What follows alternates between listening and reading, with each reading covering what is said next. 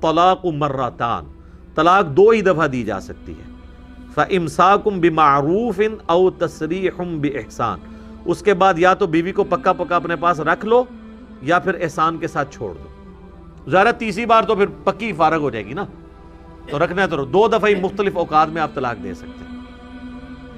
وَلَا يَحِلُّ لَكُمْ أَن تَأْخُذُوا مِمَّا آتَيْتُمُوهُنَّ شَيْئًا، اور تمہارے لیے حلال نہیں ہے کہ جو تم نے ان کو حق مہر کے طور پہ رقم دی تھی وہ واپس لو، بلکہ سورہ نساء میں آتا ہے اگر ڈھیروں سونا چاندی بھی دیا ہے وہ واپس نہیں لینا، کیونکہ اسی کے عوض تو وہ تمہارے لیے حلال ہوئی تھی.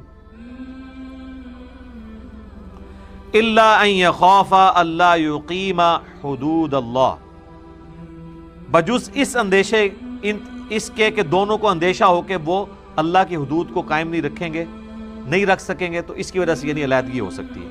فَإِنْ خِفْتُمْ أَلَّا يُقِيمَا حُدُودَ اللَّهِ، اگر تمہیں ڈر ہو کہ تم اللہ کی حدوں کو قائم نہیں رکھ سکو گے، میاں بیوی کا تعلق آگے مزید نہیں چل سکتا، فَلَا جُنَاحَ عَلَيْهِمَا فِي مَا افْتَدَتْ بِهِ، تو عورت پر کوئی حرج نہیں ہے کہ وہ کچھ مال دے کے اپنے خامن سے جان چھڑا لے. یہ جناب اجازت مل گئی عورتوں کو اس میں. لوگ تو سمجھ ہوتے ہیں خامن کی مرضی بیوی رکھے چھوڑ دے، نہ، عورت کی بھی مرضی اپنے خامن کے ساتھ رہے یا نہ رہے.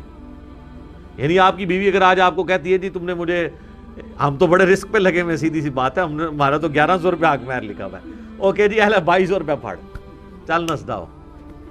ویسے 2200 نہیں اس کو دینے کی ضرورت، بس وہ جو حق مہر اس نے لیا ہے نا 1100 پورا واپس کرنے کی بند نہیں ہے، اس میں سے اوکے یہ 500 رکھ لے بھائی، 600 اتنا عرصہ تیرے ساتھ نہیں ہوں، 600 یہ 500، تو اللہ تعالیٰ ہمارا وہ فدیہ دے کے عورت جان چھڑا سکتی ہے اپنے خامن سے. لہذا ڈر ڈر کے زندگی گزارو. یہاں تو خامن یہ سمجھتے ہیں ہم جب چاہیں بیوی فارغ کر دیں، بیوی بھی جب چاہے نا خامن کو فارغ کر سکتی ہے، اس حوالے سے کہ اسے کہ بھائی یہ لو، یہ جو تم نے مجھے دیا تھا یہ لو، اس میں سے کچھ رکھو، کچھ دو لو، میں نہیں رہنا چاہتی. اور خامن جو ہے وہ ہمیں بھی یہاں پہ اپنے دکھڑے سنا رہے ہوتے ہیں، وہ جناب ہماری بیویاں جو ہیں وہ جناب خلا کے لیے اپلائی کر دی، ان کو خامنوں کے حقوق ہی نہیں پتہ. اندازہ کرو بھائی، یہ تو اسی طریقے سے ہے کہ ایک بیوی کے جی خامن کو میرے حقوق ہی نہیں پتہ، اس نے مجھے طلاق دے دی ہے. جس طرح طلاق دینا مرد کا حق ہے وہ جب چاہے دے سکتا ہے، خلا لینا عورت کا حق ہے وہ جب چاہے لے سکتی ہے. اور اس میں آپ یہ بھی نہیں کہہ سکتے کہ جی کوئی وجہ نہیں ہے. سب سے بڑی وجہ یہ ہے کہ وہ آپ کے ساتھ نہیں رہنا چاہتی. اس کے پیچھے کیا وجہ ہے اس کی کوئی ضرورت نہیں ہے، یہ خود بہت بڑی وجہ ہے. ہاں آخرت میں وہ جامعہ ترمذی میں حدیث ہے جس نے بغیر وجہ کے اپنے خاوند سے طلاق لی ہے تو آخرت میں اس کا عذاب بھگتے گی عورت. دنیا میں اسٹیبلش ہو جائے گا. دنیا تو پھر جوڈیشری کے نظام پہ چلتی ہے نا. یا آپ کسی کو حب الوطنی کے نام کے اوپر یا گستاخ مذہب کے نام کے اوپر خود قانون میں ہاتھ میں نہیں لے سکتے. ہاں جو اس نے کیا ہوگا اللہ کے حضور، یہاں آپ کو ایویڈنس پروڈیوس کرنا پڑے گا. ایویڈنس نہیں ہے، نہیں، ایویڈنس اگر ہے تو آپ معاملات کو آگے لے کے چلیں گے. تو یہ اللہ تعالیٰ ہمارا پھر کوئی نہیں ہے. تلک حدود اللہ، یہ اللہ کی حدیں ہیں. فلا تعتدوها، تو ان سے آگے نہ بڑھو. ومن یتعد حدود اللہ، اور جو کوئی اللہ کی حدوں کو توڑ دے گا، فاولئک هم الظالمون، تو پھر ایسے ہی لوگ ہیں جو ظالم ہیں. اللہ کی حدیں توڑنے والے لوگ ظالم ہوں گے. تو یہ بار بار آپ دیکھ رہے ہیں کہ پوری کی پوری گفتگو سینٹرڈ اراؤنڈ گاڈ کانشیسنس ہے، اللہ کا خوف. کیونکہ اللہ کا خوف ہی ایک واحد چیز ہے جس کی وجہ سے میاں بیوی ایک دوسرے کو برداشت کر سکتے ہیں. ایک مرد اپنی بیوی کے ساتھ زیادتی کرنے سے باز آ سکتا ہے اور ایک عورت اپنے خاوند کے ساتھ زیادتی کرنے سے باز آ سکتی ہے اگر اسے خوف ہو کہ یار ادھر تو میں دھوکہ دے کے چرب زبانی سے بچ جاؤں گا یا بچ جاؤں گی، اللہ کے حضور میں کہیں نہ پکڑی جاؤں، تبھی وہ رک سکتے ہیں یا رک سکتی ہے. ادروائز تو پھر لوگ دھوکہ دیتے ہیں. تو یہ میاں بیوی کا ریلیشن شپ خوف خدا کے ساتھ قائم رہتا ہے. خوف خدا کو آپ بیچ میں سے نکال دیں گے آپ جو مرضی کر لیں.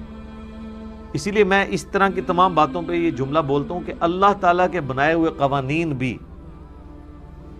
کامل اس وقت تک نہیں ہوں گے جب تک تقوی کا عنصر اس میں شامل نہیں ہوگا. آگے آیات آئیں گی وہ انشاءاللہ اگلی دفعہ ہم کور کریں گے کہ اللہ تعالیٰ فرماتا ہے کہ اپنی عورت کو اس نیت سے رجوع کر کے اپنے پاس نہ رکھو کہ میں پھر مہینے بعد اس کو دوسرے والی طلاق دے کے ذلیل کر کے نکالوں گا. اللہ سے ڈر جاؤ. اب جوڈیشری میں تو یہ چیز پروف نہیں ہو سکتی نا کہ میں نے رجوع جو ہے وہ اس لیے کیا کہ میں اسے 90 دن بعد پھر ذلیل کروں گا. ارادہ میں نے پہلے ہی کیا کہ میں نے رکھنا نہیں ہے، تو اللہ فرماتا ہے اگر ارادہ کر لیے پھر چھوڑ دو، ذلیل کرنے کے اللہ سے ڈر جاؤ۔ تو اللہ کے قوانین بھی کامل ہوتے ہیں جب خوف خدا اس میں ایڈ ہو، ورنہ اللہ تعالیٰ کے بنائے ہوئے قوانین میں بھی آپ مس چیو کر سکتے ہیں۔ یعنی ایک بندے نے ایک عورت نہیں رکھنی، وہ اسے طلاق دیتا ہے، جب 90 دن پورے ہونے لگتے ہیں نا، 5 دن پہلے وہ کہتا ہے میں رجوع کرتا ہوں، اور ارادہ یہ ہے کہ پھر اسے 90 دن رکھوں گا، ماروں گا، پیٹوں گا، پھر اسے چھوڑوں گا، پھر یہ 90 دن کی مدت پوری، پھر میں رجوع کر لوں گا۔ اس کے اوپر دنیا کی کوئی عدالت آپ کے اوپر فتویٰ نہیں لگا سکتی، لیکن اللہ کی عدالت میں کیا آپ چھوڑ دیے جائیں گے؟ نہیں۔ اللہ تعالیٰ تو انہ علیم بذات الصدور ہے، وہ سینے کے چھپے ہوئے رازوں کو بھی جاننے والا ہے۔ اس نے تو پھر فیصلہ کرنا ہے جو آپ کے اندر بھی ہے نا، کہ آپ نے کس نیت سے کوئی کام کیا تھا۔ اسی لیے جو دین ہے یا ریلیجن ہے وہ آپ کے اللہ کے ساتھ تعلق کو ہمیشہ ڈیل کر رہا ہوتا ہے، صرف ظاہری قوانین کو نہیں لے کے چل رہا ہوتا۔ اس کے بغیر ظاہری قوانین بھی پھر بے فائدہ ہو جائیں گے، کہیں نہ کہیں آپ کتے کو لال کر ہی لیں گے۔ جس طرح علماء فتوے لگاتے ہیں، یہ فتوے علماء کیوں دیتے ہیں؟ اگر خوف خدا ہو تو کبھی اس قسم کے فتوے نہ دیں۔ خوف خدا سے آری ہوتے ہیں تو آپ کی مرضی کا فتویٰ آپ کو کہیں سے کھینچ تان کے لکھ دیتے ہیں، جو علماء یہود کا بھی طریقہ کار تھا۔ ٹھیک ہو گیا جی، اسی پہ سے کنکلوڈ کرتے ہیں، باقی ہے انشاءاللہ آیات اگلی دفعہ۔ اللہ تعالیٰ سے دعا ہے کہ جو حق بات میں نے کہی اللہ تعالیٰ ہمارے دلوں میں راسخ فرمائے، اگر جذبات میں میرے منہ سے کوئی غلط بات نکل گئی تو اللہ تعالیٰ ہمیں معاف کر دے، ہمارے دلوں سے بھی اسے محو کر دے، دور کر دے، ہمیں کتاب و سنت کی تعلیمات پر عمل کر کے دوسرے بھائیوں تک پہنچانے کی توفیق عطا فرمائے۔ سبحانک اللہم و بحمدک، اشہد ان لا الہ الا انت، استغفرک و اتوب الیک، وما علینا الا البلاغ المبین۔